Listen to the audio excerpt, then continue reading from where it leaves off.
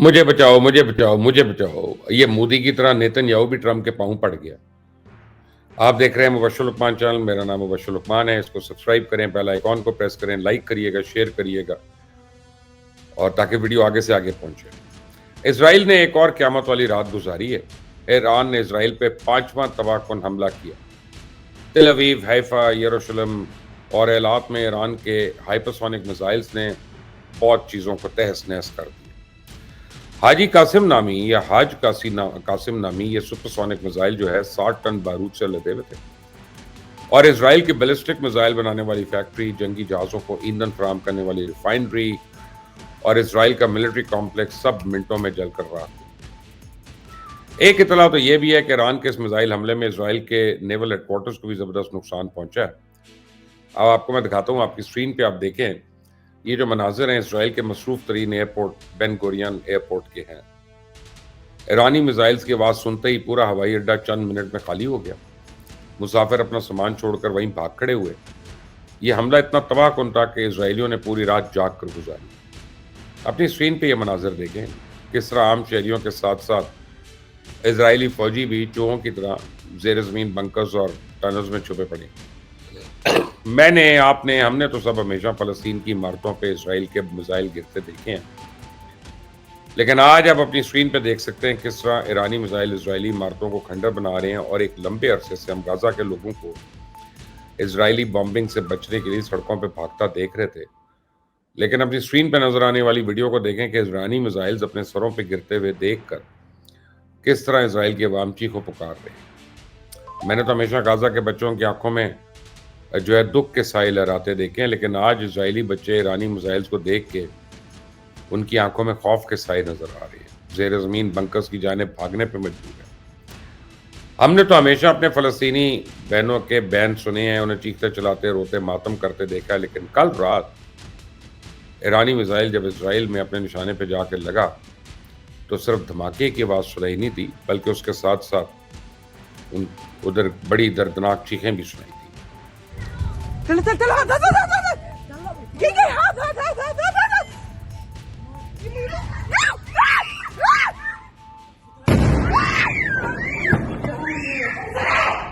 اسرائیلی شہریوں کو جان بچانے کے لیے سڑکوں پہ بھاگتا دیکھ کے، اسرائیلی خواتین اور بچوں کو خوف سے لرزتا دیکھ کے مجھے ہرگز کوئی خوشی نہیں ہوئی ہے۔ یہ کوئی اچھی بات نہیں ہے۔ یہ مناظر میں نے آپ کے ساتھ اس لیے شیئر کیے ہیں کہ یہ مفاقات عمل ہے یا مکافات عمل ہے، اور یہ ان کے اپنے اعمال کا نتیجہ ہے، یہ ان کے گناہوں کی سزا ہے۔ ان لوگوں کی آنکھوں کے سامنے بھوک سے نڈال لوگوں پہ بم برسائے جاتے رہے، لیکن یہ چپ چاپ دیکھتے رہے۔ یہ لوگ بھول گئے کہ ظلم جب حد سے بڑھتا ہے تو پھر مٹتا ہے۔ نیتن یاہو جب غزہ کے نہتے شہریوں پہ رات دن بم برسا رہا تھا، ان کی خاموشی سے اس کسائی کے حوصلے بڑھا رہی تھی۔ لیبنن، شام اور غزہ کو کھنڈر بنانے کے بعد نیتن یاہو طاقت کے نشے میں اس قدر چور تھا کہ اسے اندازہ ہی نہیں تھا کہ ایران کے ساتھ لڑائی مہنگی بھی پڑ سکتی ہے۔ اب آپ اپنی اسکرین پہ ایرانی میزائلز کا یہ غول دیکھیں، بادلوں میں ایرانی میزائلز کی گھن گرج دیکھیں، تل اویو اور حیفا میں لگی یہ آگ دیکھیں۔ کہاں گیا اسرائیل کا ایئر ڈیفنس سسٹم؟ ایران کے 50 کے 50 میزائل اسرائیل میں اپنے اپنے نشانوں پہ جا کے لگے، اور یہ بیچارہ آئرن ڈوم ان کا منہ دیکھتا رہ گیا۔ کہاں گئی اسرائیل کی فضائیہ جو خود کو نمبر 1 فضائیہ کہتی ہے؟ تو بریکنگ نیوز تو یہ ہے کہ ایران نے اسرائیل کا تیسرا فائٹر ایئر کرافٹ بھی مار گرایا۔ ایران تو کہہ رہا ہے ہم نے پتہ نہیں کتنے مار دیے، لیکن میں آپ کو وہ فگر دے رہا ہوں جو انٹرنیشنل میڈیا دے رہا ہے۔ اس کے ساتھ ساتھ ایران نے اسرائیلی طیارہ مار گرانے کی ویڈیو بھی جاری کر دی ہے۔ یہ ویڈیو اس وقت سوشل میڈیا پہ بڑی وائرل ہوئی ہے، خیر ابھی تک اس کی تصدیق نہیں ہوئی ہے۔ اس ویڈیو میں اسرائیل کے F-35 اسٹیلتھ فائٹر جیٹ کو دیکھ سکتے ہیں، لیکن آپ دیکھیں اچانک آسمان سے ایک تیز رفتار میزائل آ کر اس کو ہٹ کر دیتا ہے۔ آپ کو یہ ویڈیو دکھانے کا مقصد تھا کہ اسرائیلی F-35 کے ساتھ ایسا ہی شاید کچھ ہوا ہے۔ اس طرح اسرائیل کے شہری ایک پراسرار نامعلوم طیارے کی ویڈیو سوشل میڈیا پہ اپلوڈ کر رہے ہیں جو پوری رات حیفا پہ میزائل داغتا ہے۔ اسرائیلی کی نام نہاد نمبر 1 فضائیہ کو ابھی تک یہ نہیں پتا چلا کہ طیارہ آیا کہاں سے اور سب کچھ تہس نہس کر کے چلا گیا اور کہاں گیا۔ تو اسرائیلی سوشل میڈیا اس پراسرار طیارے کو پاکستانی فائٹر جیٹ سمجھتا ہے، لیکن میں ان جاہلوں کو بتانا چاہتا ہوں کہ پاکستانی قوم چھپ کر وار نہیں کرتی ہے۔ وزیر اعظم شہباز شریف نے آج ایرانی صدر مسعود پزشکیان کو فون کر کے ان سے اظہار یکجہتی کی ہے. ان کو تسلی دی ہے کہ گھبرانے کی ضرورت نہیں ہے. ترکی نے بھی ایران کو اپنی حمایت کا یقین دلایا ہے. آذربائیجان نے بھی اعلان کیا کہ اس کی سرزمین اور ایئر سپیس ایران کے خلاف استعمال نہیں ہوگی. چائنا نے اسرائیل کو وارننگ دی ہے کہ تم نے ایران کی ایٹمی تنصیبات کو نشانہ بنا کے جو غلطی کی ہے اس کا خمیازہ بھگتنا پڑے گا. ایران تو دعویٰ کر رہا ہے کہ چائنا اور رشیا سے کچھ کارگو طیارے ان کے ایئرپورٹس پہ اترے اور مجھے لگتا ہے ایران کو کچھ ایسا دفاعی ساز و سامان ملا ہے کہ جب وہ استعمال ہوگا تو اسرائیل کے 14 طبق روشن ہو جائیں گے. اسے تو مودی کی طرح نیتن یاہو بھی ٹرمپ کے پاؤں پہ بیٹھ گیا, امریکہ سے مدد کی بھیک مانگ رہا ہے. یہ وہ کمینہ ہے جس پر اس کے اپنے اتحادی ملک اعتبار کرنے کو تیار نہیں.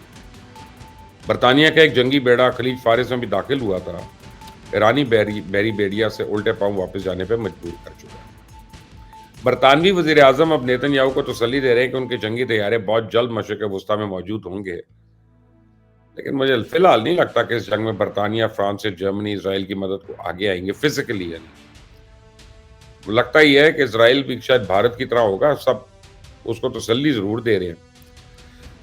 اس طرح اسرائیل کو بھی ابھی تک تسلیاں مل رہی ہیں. میں تو حیران ہوں بھارتی میڈیا پہ. پہلے ان لوگوں نے مودی کو ذلیل کرایا, اب نیتن یاہو کو برباد کرانے پہ تلے ہوئے ہیں. اسرائیل کی مدد کے لیے پوری دنیا سے اپیلز کر رہے ہیں. لیں آپ سنیں ارنب گوسوامی اور میجر گوبر, ان کو دیکھیں اسرائیل کی محبت میں پوری دنیا سے کیا منتیں کر رہے ہیں. سنیں ذرا. We must not remain neutral at all. We must take sides. Why all of us, all right-thinking people, all rational people, all people who are against terrorism must support Israel. Iran کی جنتا کو پتا چلے کہ آپ یہ اپنی ایول رجیم کو ہٹائیں. آپ رائزنگ لائن کا جو مطلب ہے وہ سار راجہ پرتھوی کے ساتھ جو ان کے شاہ تھے وہ اس کا سمبل ہے. اس سور کی اولاد کو, اس پگ کو, اس کو تب آنا تھا بھارت جب پہلگام اٹیک ہوا تھا. اس کو آ کے ڈاکٹر جے شنکر سے ملنا تھا اور بولنا تھا ڈاکٹر جے شنکر ایران آپ کے ساتھ کھڑا ہوا ہے. نہیں, یہ بنا نیوکلیئر ویپنز کے کر رہا ہے. ایران لگاتار اسرائیل کے اوپر اٹیکس کروا رہا ہے. آپ سوچئے اس ایران کے بارے میں جس کے پاس نیوکلیئر ویپن. میں آپ کو بتاؤں کہ جس اسرائیل کی محبت میں یہ مرے جا رہے ہیں نا, اسی اسرائیل کی فوج نے ایک ایسا نقشہ جاری کیا جس میں مقبوضہ کشمیر کو پاکستان کا علاقہ دکھایا گیا. تو اس نقشے کو دیکھ کے گودی میڈیا کی چیخیں نکل گئی. بھارتی میڈیا رو رو کے اسرائیل سے احتجاج کر رہا ہے کہ ہم نے تمہارے لیے ایران جیسے دوست کی پیٹھ میں چھرا گھونپا اور تم نے اس کا صلاح یہ دیا کہ کشمیر کو پاکستان کا حصہ بنا دیا. اگرچہ اسرائیلی فوج نے وہ نقشہ جاری کرنے میں معذرت کی ہے, لیکن اب اس نقشے کو واپس لینے کا بھی اعلان نہیں کیا. کیونکہ بہرحال سچ تو سچ ہے نا. آپ اسے لاکھ پردوں میں چھپائیں, 100 تاولیں گھڑیں, سچ تو نہیں بدلے گا. ایک نہ ایک دن تو زبان پہ آئے گا. اور ان عقل کے اندھوں کو یہ نہیں پتا کہ کشمیر کل بھی ہمارا تھا, الحمدللہ آج بھی ہمارا ہی ہے, اور آنے والے کل میں بھی ہمارا رہے گا.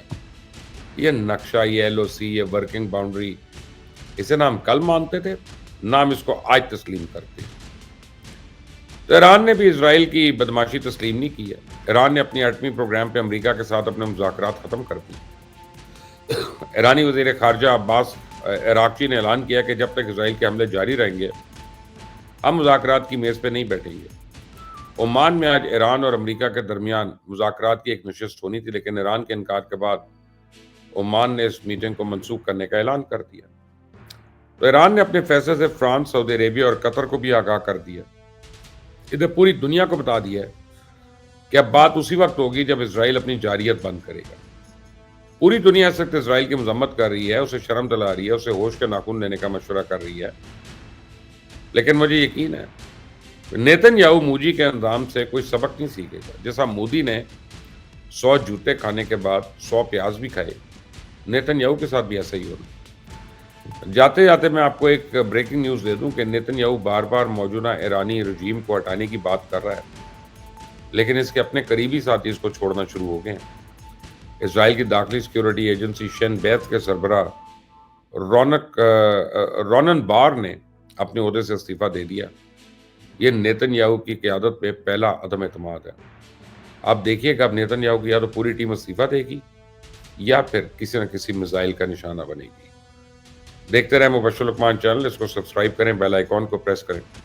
انٹل دی نیکسٹ ٹائم, اللہ حافظ.